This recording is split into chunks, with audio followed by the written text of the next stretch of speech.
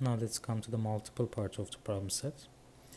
Question 1. Suppose the economy is in a recession and the central bank pursues an expansionary monetary policy. Using the static aggregate demand aggregate supply model in the figure above, this would be depicted as a movement from. First, we have to define where we are initially. As you know, the potential GDP is where the longer run aggregate supply is, so our potential GDP is here. When we are in a recession gap, that means that we are producing below our potential level, and this the only intersection point is point A. So we are initially at point A, and when central bank pursues an expansionary monetary policy, that means that the central bank decreases its interest rates. When interest rate decreases, aggregate demand curve shifts rightward, and the new equilibrium level will be reached at point B, where aggregate demand shifts rightwards and the GDP is now at its potential. So the movement should be from A to B. Question 2. Suppose that the central bank sells treasury bills in pursuit of contradictory monetary policy because there is an inflationary gap. Using the static model in the figure above, this situation would be depicted as a movement from. So now we are having an inflationary gap. Again, this is our potential GDP, and if we have inflationary gap, that means that our current output is above our potential output level. So this is the only intersection point is C, so we are initially at point C, and central bank sells treasury bills that will increase interest rates. So when interest rate increases as a sale of treasury bills, consumption and investment will decrease, aggregate demand will shift leftwards from AD3 to AD2, and the new equilibrium level will be at point B. So the answer is C to B. We are going from C to B. Equilibrium level is B because we are not going to A, because when equilibrium is reached, there is no more movement from this equilibrium. Equilibrium is where output is potential GDP. Question 3. Suppose central bank lowers its target for the reserve requirement ratio because of a recessionary gap. When central bank lowers its target for reserve requirement ratio, money supply will increase. Increase in money supply will decrease interest rate, and again, a decrease in interest rate will increase aggregate demand as a rise in consumption and investment. So this is the same situation as in question 1.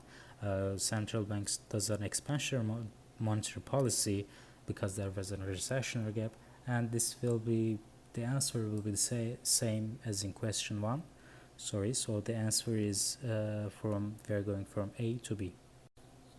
Question 4. Contradictory monetary policy on the part of central bank results in. When central bank pursues a contradictory monetary policy, that means that central bank decreases money supply so that the economy can slow down. Decrease in money supply will increase interest rates because there will be a shortage of money, and this will decrease aggregate demand because consumption and investment will decrease as well, and this will decrease output, which is GDP. So the answer is B. Question 5. From an initial long-run macroeconomic equilibrium, if the central bank anticipated that next year aggregate demand would grow significantly slower than long-run aggregate supply, then the central bank would most likely. So in this case, long-run aggregate supply increases more than the demand. Increase in aggregate supply means that our potential output level has increased over the years, but our aggregate demand didn't increase, so we are not producing at our potential. We can produce more, but since there is not enough demand, we cannot produce. So central bank would like to decrease interest rates so that consumption and investment can increase to catch the increasing levels in the long run aggregate supply. So central bank should decrease interest rates. Question 6. Suppose that there is a political crisis in Germany started in the beginning of 2021. It is estimated that crisis will affect the economy negatively, the economy in Germany negatively, and some economists believe that some factories might close by the midsummer. As a Turkish economic advisor to the Treasury, what would you suggest to the minister if you want to keep national income levels stable? So again, remember the aggregate demand, aggregate supply model. Aggregate demand consists of the total expenditures, like aggregate expenditures, consumption, investment, government spending, exports minus imports. In this case, the only changing thing is the exports. When German economy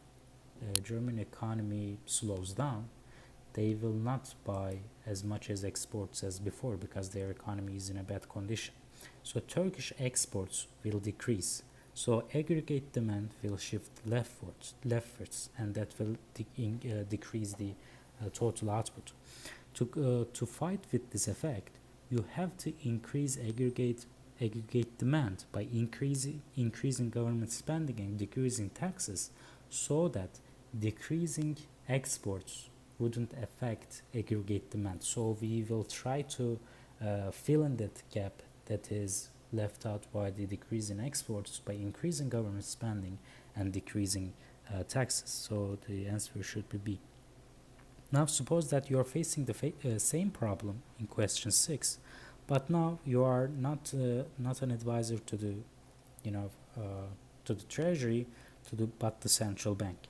So you have to do the same thing. What we did in the previous case was expansionary fiscal policy. So again, we have to increase the aggregate demand to keep the national income level stable. So we have to use expansionary monetary policy. An expansionary monetary policy is to increase money supply, decrease interest rates, and decrease interest rates so that consumption and investment can increase. So the answer should be B, decrease in interest rate. Okay, now let's come to the question 8. Increasing aggregate demand when there is a recession or gap might not necessarily increase price levels. Who do you think could have given this statement?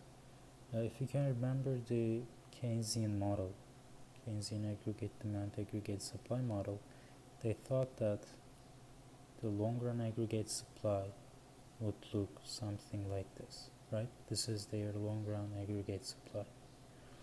And if we are in a recessionary gap, let's say initially we are here, and we increase our aggregate demand rightwards to here, as you can see, we increased our output, but our price level is constant. So Keynes thought that increase in aggregate demand might not cause any price increase might not increase prices when there is a recessionary gap. So the answer is B. Now, question 9. Expansionary monetary policy tends to. Expansionary monetary policy means central bank increases the money supply, that will decrease the interest rate. And as you can remember, decreasing in interest rates will increase consumption and investment. So that will increase the aggregate demand. So in our aggregate supply, aggregate demand model, in the classical model, that will increase aggregate demand, right? That will shift aggregate demand rightwards, and this will increase price levels. So it will raise the domestic prices, and it will make exports more expensive relative to imports, because assuming that the foreign inflation level is constant, when domestic price level increases, it will make imports more cheaper and exports more expensive. And this will, since we are going to make more imports and less exports, the demand for Turkish lira, the demand for foreign currency will increase, and the demand for Turkish lira will decrease. And in exchange markets, that will lower the value of domestic currency.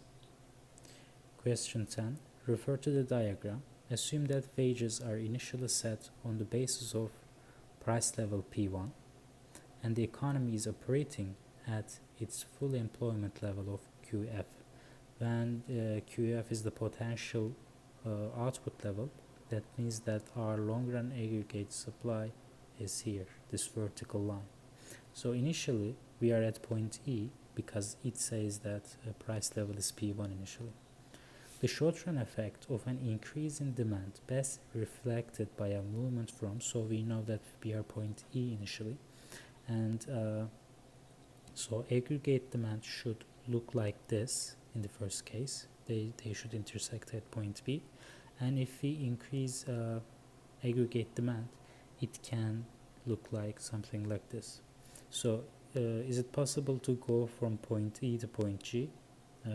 Yes, this is correct. It can go from A to G.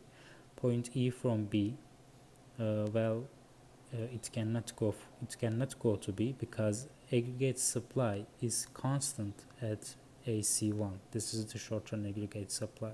If it says that what would happen in the long run, we should look at the we should be equilibrium. But since this is the short-run aggregate supply is constant at AC1, so we cannot go to B. Point E to A, again, this cannot happen, and D cannot happen, so the answer should be A. The trick here is that to know that in the short run aggregate supply doesn't change.